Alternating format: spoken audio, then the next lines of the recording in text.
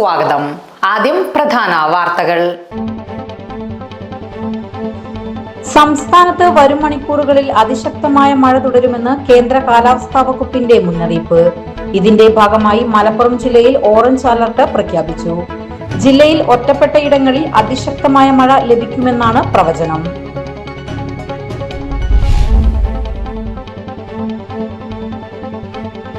പൂക്കോട്ടുംപാടം അങ്ങാടിയിലും പ്രദേശങ്ങളിലും തെരുവുനായ ശല്യം അതിരൂക്ഷമാകുന്നു.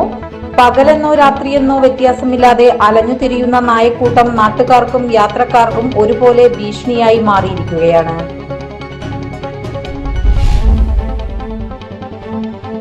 മമ്പാട് ഓടായിക്കൽ റെഗുലേറ്റർ കം ബ്രിഡ്ജിന് താഴെ ഭാഗത്ത് ചാലിയാർ പുഴയിൽ ഒഴുക്കിൽപ്പെട്ട യുവാവിന് വേണ്ടി രണ്ടാം ദിവസവും തിരച്ചിൽ തുടരുന്നു. മമ്പാട് ഭീമുങ്ങൽ പനയം തൊടിക ഷായിഖ് എന്ന യുവാവിനെയാണ് കാണാതായത്.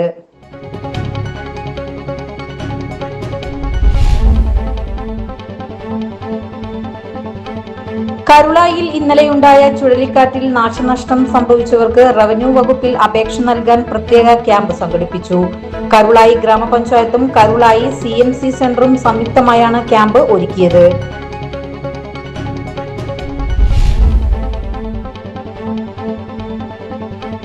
കരുളായി ചെട്ടി പ്രകൃതി ദുരന്തം സ്പെഷ്യൽ പാക്കേജ് അനുവദിക്കണം മുസ്ലിം ലീഗ്. ചുഴലിക്കാറ്റ് കടുത്ത നാശനഷ്ടം വിതച്ച കരുളായിലെ ദുരന്തബാധിത പ്രദേശങ്ങൾ CPM നേതാക്കൾ സന്ദർശിച്ചു. പ്രദേശത്ത് അടിയന്തര സഹായം എത്തിക്കണമെന്ന് നേതാക്കൾ ആവശ്യപ്പെട്ടു.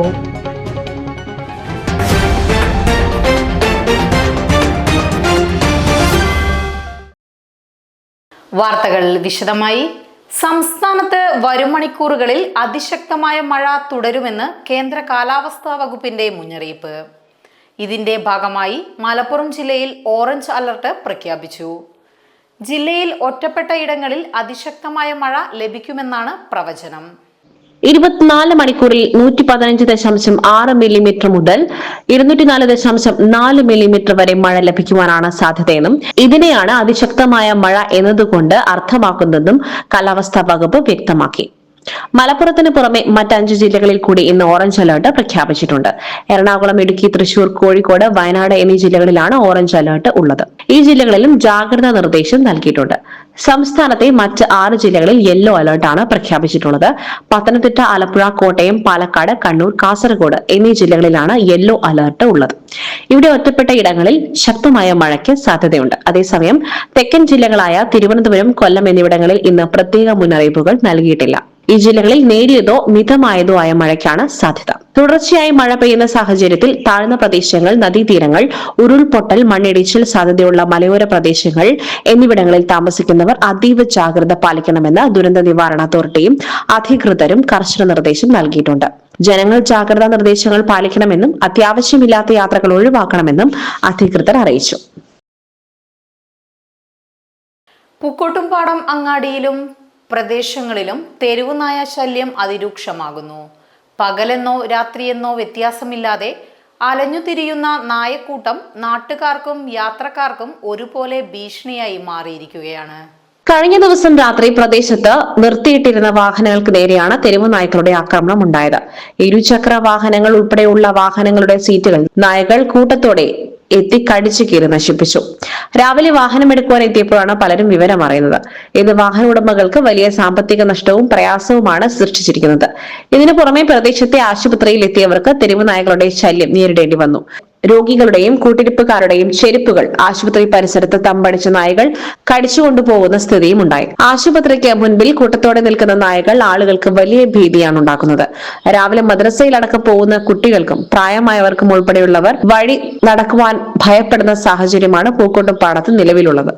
അധികാരികൾ അടിയന്തരമായി ഇടപെട്ട് അലഞ്ഞുതിരിയുന്ന തെരുവു നായ്ക്കളെ പിടികൂടുവാൻ നടപടി സ്വീകരിക്കണമെന്നും ജനങ്ങളുടെ സുരക്ഷ ഉറപ്പാക്കണമെന്നുമാണ് നാട്ടുകാരുടെ ആവശ്യം. മമ്പാട് ഓടായിക്കൽ റെഗുലേറ്റർ കം ബ്രിഡ്ജിന് താഴെ ഭാഗത്ത് ചാലിയാർ പുഴയിൽ ഒഴുക്കിൽപ്പെട്ട യുവാവിനു വേണ്ടി രണ്ടാം ദിവസവും തിരച്ചിൽ തുടരുന്നു. മമ്പാട് ഭീമുങ്ങൽ പനയം തൊടിക യാഷിഖ് എന്ന യുവാവിനെയാണ് കാണാതായത്. ഇന്നലെ ഉച്ചയ്ക്ക് 2:30 സംഭവം. ഇന്നലെ ഉച്ചയ്ക്ക് 2:30 സംഭവം. കനത്ത മഴയെ തുടർന്ന് ചാലിയാർ പുഴയിലൂടെ ഒഴുകി വരികയായിരുന്ന മരം കൂട്ടുകാർക്കൊപ്പം പിടിച്ചെടുക്കുവാൻ ശ്രമിക്കുന്നതിനിടയിലാണ് അപകടം സംഭവിച്ചത്. യാഷിക്കിനൊപ്പമുണ്ടായിരുന്ന അനീസ്, സാജിദ് എന്നിവർ പുഴ നീന്തിക്കടന്ന് രക്ഷപ്പെട്ടു. മരത്തിൽ പിടിച്ച് രക്ഷപ്പെടുവാനുള്ള ശ്രമത്തിനിടയിൽ അവശനായ യാഷിഖ് ചാലിയാറിലൂടെ ഒഴുക്കിൽപ്പെടുകയായിരുന്നു. അപകടം നടന്ന് അരമണിക്കൂറോളം കഴിഞ്ഞാണ് നാട്ടുകാർ വിവരമറിയുന്നത്. നിലമ്പൂർ, തിരുവാലി എന്നിവിടങ്ങളിൽ നിന്നുള്ള അഗ്നിരക്ഷാ സേനയുടെയും നാട്ടുകാരുടെയും നേതൃത്വത്തിൽ ഒടായ്ക്കൽ കടവ് മുതൽ എടവണ്ണ വരെയുള്ള ഭാഗങ്ങളിൽ തിരച്ചിൽ പുരോഗമിക്കുകയാണ്. അഗ്നിരക്ഷാ സേന, പോലീസ്, ERF അംഗങ്ങൾ എന്നിവർ സ്ഥലത്ത് ക്യാമ്പ് ചെയ്ത് പരിശോധന നടത്തുന്നുണ്ട്.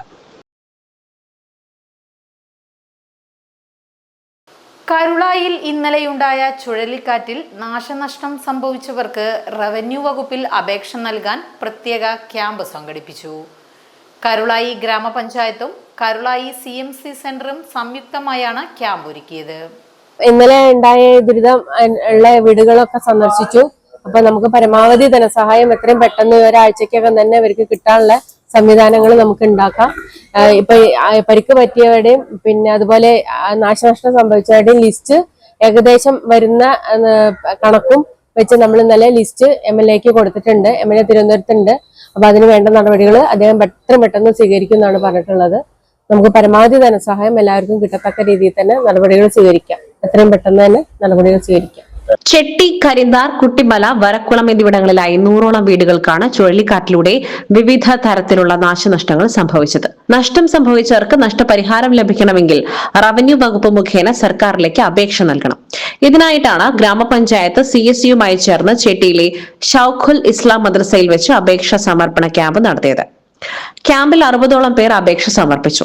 Karulai panchayat president KP Sheeja, vice president EK Usman, മെമ്പർമാരായ Vipin Karuvadan, Mundodan Saleem, Nilambur tahsildar Sindhu, CSC promoter Irshad Kakkodan, Karulai village office ജീവനക്കാർ എന്നിവരുടെ നേതൃത്വത്തിലാണ് ക്യാമ്പ് നടത്തിയത്. കരുളായി ചെട്ടി പ്രകൃതി ദുരന്തം സ്പെഷ്യൽ പാക്കേജ് അനുവദിക്കണം മുസ്ലിം ലീഗ്. ചുഴലിക്കാറ്റ് കടുത്ത നാശനഷ്ടം വിതച്ച കരുളായിലെ ദുരന്തബാധിത പ്രദേശങ്ങളിലെ ആളുകളുടെ ദുരിതം അകറ്റുന്നതിനു വേണ്ടി സർക്കാർ അടിയന്തര പാക്കേജ് നടപ്പിലാക്കണമെന്നും മുസ്ലിം ലീഗ് നിലമ്പൂർ നിയോജക മണ്ഡലം കമ്മിറ്റി ആവശ്യപ്പെട്ടു. പ്രദേശത്തുള്ള ഈ ഒരു അപകടം വളരെ ഭയാനകമായ അവസ്ഥയാണ്. എത്രയും പെട്ടെന്ന് നിയമ നടപടികൾ ചെയ്തുകൊണ്ട് ഇതിനുള്ള സഹായം ചെയ്തു കൊടുക്കാൻ എല്ലാവരുടെ ഭാഗത്തു നിന്നും ഉള്ള നടപടികൾ ഉണ്ടാകണം. അത്രയും ഭയാനകമാണ്. ഇവിടെ വന്ന് കാണുമ്പോൾ നമുക്ക് ഓരോരുത്തർക്കും മനസ്സിലാവുന്നതാണ്. അപ്പോൾ ഇത്രയും ഭയാനകമായ ഒരു അവസ്ഥയിൽ ഇവരെ സംരക്ഷിക്കേണ്ട ഉത്തരവാദിത്വം നമുക്ക് എല്ലാവർക്കുമാണ്. അതുകൊണ്ട് തന്നെ നിയമ നടപടികളെല്ലാം എത്രയും എളുപ്പം പൂർത്തിയാക്കിക്കൊണ്ട് ഇവരെ സാധാഗതിയിലേക്ക് കൊണ്ടുവരാനുള്ള നടപടി ഭരണപക്ഷത്തിന്റെ ഭാഗത്തു നിന്ന് ഉണ്ടാകണമെന്ന്. കരുളായി പഞ്ചായത്തിലെ ചെട്ടി, കുളവട്ടം ഉൾപ്പെടെ വിവിധ പ്രദേശങ്ങളിൽ കാറ്റിലും മഴയിലും ആളുകൾക്ക് പരിക്ക് പറ്റുകയും 50ഓളം വീടുകൾക്ക് കേടുപാടുകൾ സംഭവിക്കുകയും കൃഷിയിടങ്ങൾ നഷ്ടപ്പെടുകയും ഏക്കർ കണക്കിന് റബ്ബർ മരങ്ങൾ നശിക്കുകയും കപ്പ, തെങ്ങ്, വാഴ, കമുക് ഉൾപ്പെടെയുള്ള കൃഷിയിടങ്ങൾ നശിക്കുകയും വാഹനങ്ങൾക്ക് കേടുപാട് സംഭവിക്കുകയും ചെയ്തു. കോടിക്കണക്കിന് രൂപയുടെ നാശനഷ്ടങ്ങളാണ് ഈ പ്രദേശത്തുണ്ടായത്. സർക്കാരിന്റെ നിയമങ്ങൾ അനുസരിച്ച് ഇൻഷൂർ ചെയ്ത വിളകൾക്ക് മാത്രമാണ് സഹായം അനുവദിക്കുക. എന്നാൽ അതിനുമപ്പുറം ദുരിതം അനുഭവിക്കുന്ന നഷ്ടങ്ങൾ സംഭവിച്ച മുഴുവൻ ആളുകൾക്കും സഹായം നൽകണമെന്ന് മുസ്ലിം ലീഗ്. നിലമ്പൂർ നിയോജക മണ്ഡലം നേതാക്കന്മാരായ CH ഇഖ്ബാൽ മാസ്റ്റർ, മച്ചിങ്ങൽ കുഞ്ഞു, കൊമ്പൻ Shamsu, KK Khalid, Abdul Nasar Kakkodan, TP Siddique, KT Saidalavi, KP Naseer, Saleem Mundodan, Saidalavi തേക്കുന്ന്, Irshad Kakkodan, Mithilaj ചെമ്പൻ, അഫ്ലൽ റഹ്മാൻ, അസ്കർ റഹ്മാൻ എന്നിവർ സ്ഥലം സന്ദർശിച്ചു. ചുഴലിക്കാറ്റ് കടുത്ത നാശനഷ്ടം വിതച്ച കരുളായിലെ ദുരന്തബാധിത പ്രദേശങ്ങൾ CPIM നേതാക്കൾ സന്ദർശിച്ചു. പ്രദേശത്ത് അടിയന്തര സഹായം എത്തിക്കണമെന്ന് നേതാക്കൾ ആവശ്യപ്പെട്ടു. ദുരന്തം നടന്നിട്ടും ജനങ്ങൾക്ക് ആവശ്യമായ സഹായം നൽകുന്നതിൽ സർക്കാരിന്റെയും MLAയുടെയും കരുളായി പഞ്ചായത്തിന്റെയും ഭാഗത്തുനിന്ന് ഗുരുതരമായ വീഴ്ചയാണ് ഉണ്ടായിട്ടുള്ളതെന്ന് നേതാക്കൾ കുറ്റപ്പെടുത്തി. പ്രകൃതി ദുരന്തങ്ങൾ ഉണ്ടാകുമ്പോൾ ഓരോ പഞ്ചായത്തിലും നിലവിലുള്ള ദുരന്ത നിവാരണ സേനയുടെ നേതൃത്വത്തിലാണ് ഇത്തരം പ്രവർത്തനങ്ങൾ ഏകോപിപ്പിച്ച് നടപ്പാക്കേണ്ടത്. എന്നാൽ ഇവിടെ ദുരന്ത നിവാരണ ഫണ്ട് ഉപയോഗിച്ച് ചെയ്യേണ്ട കാര്യങ്ങൾ പോലും ചെയ്യുവാൻ അധികൃതർ തയ്യാറായിട്ടില്ല. വീടുകൾക്ക് മുകളിൽ മരം വീണത് മാറ്റുന്നതുൾപ്പെടെയുള്ള അടിയന്തര ജോലികൾ പോലും പാവപ്പെട്ട ജനങ്ങൾ സ്വന്തം ചെലവിലാണ് നിർവഹിക്കുന്നത്. ഈ പ്രദേശം സന്ദർശിക്കുവാൻ പോലും MLA തയ്യാറായിട്ടില്ലെന്നും നേതാക്കൾ പറഞ്ഞു. തകർന്ന വീടുകൾ പൂർണ്ണമായി പുനർനിർമ്മിക്കുന്നതിനാവശ്യമായ സാമ്പത്തിക സഹായം സർക്കാർ ഉടൻ ലഭ്യമാക്കണം. കൃഷിനാശം സംഭവിച്ചവർക്കും പ്രത്യേകിച്ച് റബ്ബർ കൃഷി നഷ്ടപ്പെട്ട കർഷകർക്കും അടിയന്തര ആശ്വാസ ധനസഹായം എത്തിക്കണം. കൂടാതെ പശു ഉൾപ്പെടെയുള്ള കന്നുകാലികൾ നഷ്ടപ്പെടുകയും ജീവനോപാധികൾ തകരുകയും ചെയ്തവർക്ക് പുനരധിവാസത്തിനുള്ള സഹായം എത്തിക്കുവാൻ സർക്കാർ അടിയന്തരമായി ഇടപെടണമെന്നും CPIM നേതാക്കൾ ആവശ്യപ്പെട്ടു. പാസ്പോർട്ട് സേവനങ്ങൾ എളുപ്പത്തിൽ ലഭ്യമാക്കുന്നതിനായി എല്ലാ ലോക്സഭാ മണ്ഡലങ്ങളിലും പോസ്റ്റ് ഓഫീസ് പാസ്പോർട്ട് സേവാ കേന്ദ്രം ആരംഭിക്കുന്ന കേന്ദ്ര സർക്കാർ പദ്ധതിയനുസരിച്ച് തവനൂരിൽ സ്ഥാപിച്ച പോസ്റ്റ് ഓഫീസ് പാസ്പോർട്ട് സേവാ കേന്ദ്രത്തിന്റെ ഉദ്ഘാടനം കേന്ദ്ര പെട്രോളിയം പ്രകൃതിവാതക ടൂറിസം വകുപ്പ് മന്ത്രി സുരേഷ് ഗോപി ഉദ്ഘാടനം ചെയ്തു. വിദേശകാര്യ മന്ത്രാലയം, തപാൽ വകുപ്പ് എന്നിവയുടെ കീഴിൽ രാജ്യത്തെ 455ാമത്തെയും കോഴിക്കോട് റീജിയണൽ പാസ്പോർട്ട് ഓഫീസിന് കീഴിലെ 3ാമത്തേതുമായ പോസ്റ്റ് ഓഫീസ് പാസ്പോർട്ട് സേവാ കേന്ദ്രമാണ് തവനൂർ സബ് പോസ്റ്റ് ഓഫീസിൽ മന്ത്രി ഉദ്ഘാടനം ചെയ്തത്. തുടർന്ന് Thavanur KLPG college of agricultural engineering and ടെക്നോളജിയിൽ നടന്ന പൊതുസമ്മേളനത്തിൽ MP അബ്ദുസമദ് സമദാനി MP മുഖ്യാതിഥിയായി. മലപ്പുറം പോലെ കൂടുതൽ ജനസംഖ്യയും പാസ്പോർട്ട് അപേക്ഷകരുമുള്ള ജില്ലയിൽ എളുപ്പത്തിൽ പാസ്പോർട്ട് സേവനങ്ങൾ ലഭ്യമാക്കുവാൻ ഇതുവഴി കഴിയുമെന്ന് കേന്ദ്ര സഹമന്ത്രി സുരേഷ് ഗോപി ഉദ്ഘാടന പ്രസംഗത്തിൽ പറഞ്ഞു. പോസ്റ്റ് ഓഫീസുകളുമായി പാസ്പോർട്ട് സേവനങ്ങൾ ബന്ധിപ്പിക്കുന്നത് വഴി എല്ലാവർക്കും എളുപ്പത്തിൽ സേവനങ്ങൾ ലഭ്യമാകുമെന്നും മന്ത്രി പറഞ്ഞു. തിരൂർ, പൊന്നാനി, ഗുരുവായൂർ, ഇരിങ്ങാലക്കുട വഴിയുള്ള റെയിൽവേ പദ്ധതി അനുമതിക്കായി കേന്ദ്ര റെയിൽവേ മന്ത്രിക്ക് സമർപ്പിച്ചുവെന്നും അദ്ദേഹം തത്വത്തിൽ അംഗീകരിച്ചതായും മന്ത്രി അറിയിച്ചു. തവനൂർ കാർഷിക കോളേജിൽ മന്ത്രി മരം നടുകയും വൃക്ഷത്തൈ വിതരണം ചെയ്യുകയും ചെയ്തു.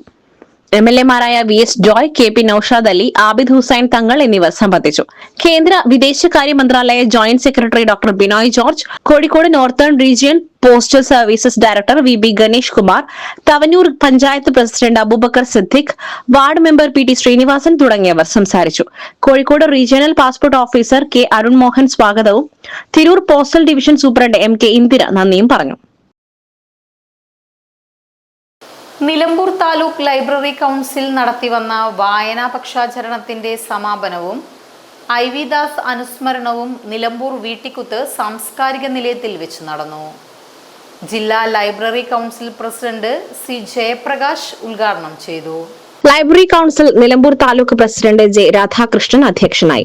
പുരോഗമന കലാസാഹിത്യ സംഘം മലപ്പുറം ജില്ലാ ജോയിന്റ് സെക്രട്ടറിയും നിലമ്പൂർ ഗവൺമെന്റ് കോളേജ് പ്രിൻസിപ്പലുമായ doctor S Sanjay IV Das അനുസ്മരണ പ്രഭാഷണം നടത്തി. നിലമ്പൂർ ഗവൺമെന്റ് കോളേജ് പ്രിൻസിപ്പലുമായ doctor S Sanjay IV Das അനുസ്മരണ പ്രഭാഷണം നടത്തി. വീട്ടിൽ സ്വന്തമായി ഒരു ലൈബ്രറി ചിട്ടപ്പെടുത്തുകയും 7000-ൽ പരം പുസ്തകങ്ങൾ ശേഖരിക്കുകയും ചെയ്ത വണ്ടൂർ പ്രഭാത യുവജന സംഘം വായനശാലയിലെ KG അനിലിനെ അനുമോദിച്ചു. വീട്ടിക്കുത്ത് സാംസ്കാരിക നിലയം സംഘടിപ്പിച്ച കസേര ചലഞ്ചിലേക്കുള്ള റോട്ടറി ക്ലബിന്റെ സഹായം റോട്ടറി പ്രതിനിധി രാധാകൃഷ്ണനിൽ നിന്നും സാംസ്കാരിക നിലയത്തിലേക്കുള്ള 60ഓളം പുസ്തകങ്ങൾ SBTയിൽ നിന്നും വിരമിച്ച ഗിരിജയിൽ നിന്നും സാംസ്കാരിക നിലയം ഭാരവാഹികൾ ഏറ്റുവാങ്ങി. Library council Nilambur taluk secretary EP Murali സ്വാഗതവും നിലമ്പൂർ മുനിസിപ്പൽ നേതൃസമിതി കൺവീനർ പ്രസാദ് പൊറ്റക്കാട് നന്ദിയും പറഞ്ഞു. ഇതോടെ ഈ വാർത്താ ബുള്ളറ്റിൻ സമാപിക്കുന്നു. നമസ്കാരം.